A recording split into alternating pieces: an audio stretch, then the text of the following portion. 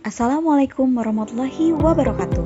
Halo teman-teman semuanya, bertemu lagi dengan saya Raina Sarolasari dari kelas A15 kelompok 3, peserta Laster CPNS tahun 2021 dari pemerintahan Kota Bekasi. Di sini saya akan memaparkan tugas learning jurnal kedua, yakni tentang rancangan aktualisasi. Yang mana tugas ini merupakan lanjutan dari tugas learning jurnal 1, yakni tentang progres penyelesaian pembuatan rancangan aktualisasi.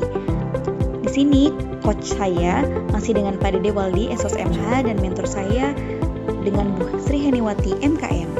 Untuk tahapan penyelesaian pembuatan rancangan aktualisasi yang sudah saya laksanakan, yaitu yang pertama membuat rumusan kegiatan, tahapan kegiatan dan output, yang kedua membuat learning journal 1, yang ketiga menguraikan keterkaitan kegiatan, tahapan kegiatan dan output dengan mata pelatihan agenda 1, 2, dan 3, yang keempat mendeskripsikan keterkaitan mata pelatihan agenda 1, 2, dan 3 dengan visi misi dan nilai organisasi, yang terakhir yaitu penyusunan rancangan aktualisasi. Selanjutnya yaitu pengerjaan tugas asinkronus 17 dan 18, yakni membuat rumusan kegiatan, tahapan kegiatan, dan output. Untuk kegiatan yang pertama, yakni konsultasi dengan atasan langsung terkait rancangan aktualisasi. Tahapan kegiatannya yang pertama yaitu menyampaikan rencana kegiatan aktualisasi, meminta izin untuk melakukan sosialisasi kepada para tenaga kesehatan di RSUD kelas D Bantar Gebang. Untuk outputnya yang pertama, mendapat persetujuan dari Kepala Seksi Penunjang Medis, yang kedua, Kepala Seksi Penunjang Medis memberikan masukan dan dukungan untuk peningkatan persentase kelengkapan pengisian formulir reka medis, pasien UGD, rawat jalan maupun rawat inap. Untuk kegiatan yang kedua, yakni membuat rancangan format checklist untuk analisa kelengkapan pengisian reka medis. Tahapan kegiatannya yaitu membuat rancangan format checklist analisa kelengkapan pengisian reka medis. Outputnya yaitu adanya format checklist untuk analisa kelengkapan pengisian reka medis, dan yang kedua, memahami formulir apa saja yang harus dinilai kelengkapannya. Yang ketiga, membuat SOP untuk kegiatan analisa kelengkapan pengisian reka medis. Tahapan kegiatannya yakni membuat SOP untuk kegiatan analisa kelengkapan pengisian reka medis. Untuk outputnya, adanya SOP untuk kegiatan analisa kelengkapan pengisian reka medis. Yang keempat, yakni sosialisasi kepada sesama rekan kerja tentang SOP dan pemberian informasi formulir-formulir yang harus ada dan harus diisi dengan lengkap. Tahapan kegiatannya yaitu melakukan komunikasi dan memberikan informasi dan edukasi terkait SOP dan tata cara pengisian formulir reka medis kepada sesama rekan kerja. Untuk outputnya yang pertama, adanya persamaan persepsi antar petugas reka medis terkait analisa kelengkapan pengisian formulir reka medis. Yang kedua, dokumentasi kegiatan sosialisasi, dan yang terakhir itu adanya daftar hadir kegiatan sosialisasi. Untuk kegiatan yang kelima, yakni melakukan analisa kuantitatif formulir reka medis. Untuk tahapan kegiatan yang pertama, yaitu mengumpulkan reka medis yang kembali dari UGD, rawat jalan, dan rawat inap. Yang kedua, menyusun formulir reka medis sesuai dengan urutan susunan formulir yang telah ditetapkan. Yang ketiga, menyiapkan formulir checklist analisa kelengkapan pengisian reka medis. Yang keempat, analisa kelengkapan formulir reka medis pasien UGD, rawat jalan maupun rawat inap. Dan outputnya adalah laporan persentase kelengkapan pengisian reka medis pasien UGD, rawat jalan, dan rawat inap. Untuk kegiatan yang keenam, yakni mengidentifikasi persentase kelengkapan pengisian formulir reka medis UGD, rawat jalan, dan rawat inap. Untuk tahapan kegiatan yang pertama, membuat rekapan hasil analisa formulir reka medis pasien rawat jalan UGD dan rawat inap. Yang kedua, memilih formulir yang paling sering tidak diisi dengan lengkap. Dan ketiga, mengidentifikasi siapa penanggung jawab pengisian formulir tersebut. Untuk outputnya yang pertama, laporan persentase kelengkapan pengisian reka medis pasien UGD, rawat jalan, dan rawat inap. Yang kedua, teridentifikasinya formulir reka medis yang sering tidak diisi dengan lengkap dan siapa penanggung jawab pengisian formulir tersebut. Dan untuk kegiatan yang terakhir yaitu evaluasi persentase kelengkapan pengisian reka medis setelah dilakukan sosialisasi. Untuk tahapan kegiatannya yang pertama, melakukan evaluasi kelengkapan pengisian reka medis dengan membandingkan persentase kelengkapan pengisian reka medis sebelum dan sesudah dilakukan sosialisasi. Untuk outputnya yaitu laporan persentase kelengkapan pengisian reka medis pasien UGD, rawat jalan, dan rawat inap. Yang kedua yaitu meningkatnya kesadaran petugas kesehatan akan pentingnya kelengkapan pengisian formulir reka medis pasien UGD, rawat jalan, dan rawat inap di RSUD kelas D Bantar Gebang. Selanjutnya itu tugas asinkronus 19, 20, dan 21, yakni membuat tugas learning jurnal 1 terkait dengan tahapan-tahapan langkah-langkah yang sudah dikerjakan di selama agenda 4 ini. Selanjutnya tugas asinkronus 22, 23, dan 24, yakni menguraikan keterkaitan kegiatan, tahapan kegiatan, dan output dengan mata pelatihan agenda 1, 2, dan 3. Untuk kegiatan yang pertama yaitu konsultasi dengan atasan langsung terkait rancangan aktualisasi. Keterkaitan substansi mata pelatihannya itu berkaitan dengan akuntabilitas, nasionalisme, etika publik, komitmen mutu, anti korupsi, manajemen ASN, dan wall of government. Untuk kegiatan yang kedua yaitu membuat rancangan format checklist untuk analisa kelengkapan pengisian rekam medis berkaitan dengan akuntabilitas, etika publik, komitmen mutu, anti korupsi, wall of government, dan rela berkorban untuk bangsa. Untuk kegiatan yang ketiga yaitu membuat SOP untuk kegiatan analisa kelengkapan pengisian rekam medis berkaitan dengan akuntabilitas, etika publik, komitmen mutu, anti korupsi, wall of government, dan rela berkorban untuk bangsa.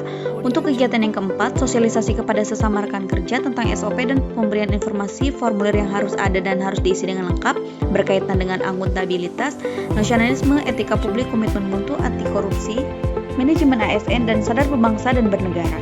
Untuk kegiatan yang kelima, melakukan analisa kuantitatif formulir rekam medis berkaitan dengan akuntabilitas, etika publik, komitmen mutu, manajemen ASN, sadar berbangsa dan bernegara. Untuk kegiatan yang keenam, mengidentifikasi persentase kelengkapan pengisian formulir rekam medis UGD rawat jalan dan rawat inap berkaitan dengan akuntabilitas, nasionalisme, etika publik, komitmen mutu, manajemen ASN, wall of government, dan sadar berbangsa dan bernegara. Untuk kegiatan yang ketujuh, evaluasi persentase kelengkapan pengisian rekam medis setelah dilakukan sosialisasi. Untuk berkaitan dengan akuntabilitas, komitmen mutu, anti korupsi, wall of government, dan sadar berbangsa dan bernegara. Selanjutnya yaitu tugas asinkronus 25, 26, dan 27, yakni mendeskripsikan keterkaitan mata pelatihan agenda 1, 2, 3 dengan visi misi dan nilai organisasi. Visi misi dari RSUD kelas D Bantar Gebang yaitu menjadi rumah sakit yang memberikan pelayanan kesehatan secara profesional, berkualitas, nyaman, dan terpercaya. Kemudian misi RSUD kelas D Bantar Gebang yang pertama, menyelenggarakan pelayanan kesehatan yang prima untuk seluruh lapisan masyarakat.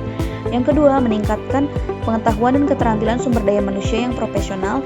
Yang ketiga, meningkatkan ketersediaan sarana prasarana berkualitas sesuai standar. Yang keempat, menciptakan suasana pelayanan kesehatan dan lingkungan yang aman dan nyaman. Yang kelima, membangun kemitraan dengan lembaga lain dalam rangka peningkatan pelayanan kesehatan. Untuk moto RSUD kelas D Bantar Gebang yaitu melayani dengan prima. Prima yakni profesional, ramah, inovatif, merata, dan amanah. Mengandung arti pelayanan kesehatan secara profesional, inovatif, ramah, dan terpercaya bagi seluruh lapisan masyarakat. Untuk keterkaitan dengan mata pelatihan agenda 1, 2, dan 3 untuk visi rumah sakit itu berkontribusi dengan materi agenda 1 yaitu dengan sadar berbangsa dan bernegara, yakni dengan cara berpikir, bersikap, dan berbuat yang terbaik bagi bangsa Indonesia, yang mana erat kaitannya dengan visi RSUD kelas D Bantar Gebang, yakni menjadi rumah sakit yang memberikan pelayanan kesehatan secara profesional, berkualitas, nyaman, dan terpercaya. Kemudian yang kedua berkontribusi untuk materi agenda 2 yakni berkaitan dengan etika publik dan akuntabilitas. Untuk yang ketiga, kontribusi dengan materi agenda 3 yaitu berkaitan dengan manajemen ASN. Untuk selanjutnya yaitu keterkaitan dengan misi rumah sakit. Kontribusi dengan agenda 1 yaitu berkaitan dengan cinta tanah air, kemudian sadar berbangsa dan bernegara, rela berkorban untuk bangsa dan negara, kemudian yang terakhir yaitu sadar berbangsa dan bernegara. Misi rumah sakit kontribusi dengan materi agenda 2 yaitu berkaitan dengan etika publik, komitmen mutu, akuntabilitas, dan nasionalisme. Kontribusi dengan materi agenda 3 yaitu berkaitan dengan manajemen ASN, pelayanan publik, dan wall of government. Terakhir yaitu untuk motor rumah sakit itu kontribusi dengan materi agenda 1 yaitu dengan sadar berbangsa dan bernegara, yakni merata, profesional, amanah, dan ramah. Untuk keterkaitan dengan materi agenda 2 yakni berkaitan dengan akuntabilitas, nasionalisme, etika publik, komitmen mutu, dan anti korupsi. Untuk kontribusi dengan materi agenda 3 yaitu berkaitan dengan manajemen ASN dan pelayanan publik. Tugas yang terakhir yaitu tugas asinkronus 28 dan 29 yaitu penyusunan rancangan aktualisasi. Tanggal 17 Agustus tahun 2021, saya konsultasi dengan mentor dengan Ibu Heni mengenai keseluruhan rancangan aktualisasi dan persetujuan terhadap isi rancangan untuk dilaksanakan. Yang mana sudah disepakati mengenai judul untuk rancangan aktualisasi saya yaitu peningkatan mutu rekam medis untuk menunjang pembiayaan kesehatan dan akreditasi rumah sakit melalui analisa kelengkapan pengisian rekam medis di RSUD kelas D Bantar Gebang. Untuk matrik habituasi nilai-nilai dasar PNS yang berkaitan dengan aneka, jumlah aktualisasi per mata pembelajarannya, yaitu yang untuk akuntabilitas ada 17, nasionalisme ada 12, etika publik ada 16, komitmen mutu ada 15, anti korupsi ada 15, dan jumlahnya adalah 75. Untuk rencana jadwal kegiatan, yaitu yang di minggu pertama yaitu konsultasi dengan atasan langsung terkait rancangan aktualisasi, kemudian membuat rancangan format checklist untuk analisa kelengkapan pengisian rekam medis. Yang ketiga, membuat SOP untuk kegiatan analisa kelengkapan pengisian rekam medis. Di minggu kedua, kegiatan yang dilakukan adalah sosialisasi kepada sesama rekan kerja tentang SOP dan pemberian informasi, formulir-formulir yang harus ada dan harus diisi dengan lengkap. Selanjutnya, melakukan analisa kuantitatif formulir-formulir rekam medis UGD, rawat jalan, dan rawat inap. Di minggu ketiga, kegiatan analisa kuantitatif formulir rekam medis UGD, rawat jalan, dan rawat inap dilakukan sampai dengan minggu kelima. Untuk kegiatan keenam, mengidentifikasi persentase kelengkapan pengisian formulir rekam medis UGD, rawat jalan, dan rawat inap dilakukan di minggu keempat dan kelima. Di minggu terakhir, yaitu kegiatan evaluasi persentase kelengkapan pengisian rekam medis setelah dilakukan sosialisasi. Untuk menghadapi persiapan seminar rancangan aktualisasi, di sini saya sudah membuat presentasi untuk bahan yang akan diseminarkan pada tanggal 20 Agustus 2021. Baik, hanya itu yang dapat saya sampaikan, kurang lebihnya saya mohon maaf. Terima kasih atas segala perhatiannya. Wassalamualaikum warahmatullahi wabarakatuh.